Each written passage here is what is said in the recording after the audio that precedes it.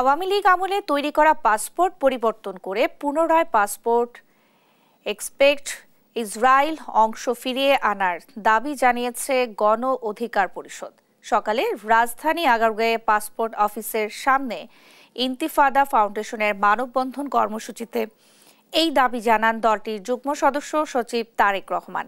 অন্তর্বর্তী সরকারের অধীনেই যেন ই পাসপোর্টে এক্সপোর্ট ইসরায়েল ফিরিয়ে আনা হয় সে ব্যাপারে সরকারের দৃষ্টি আকর্ষণ করেন তিনি।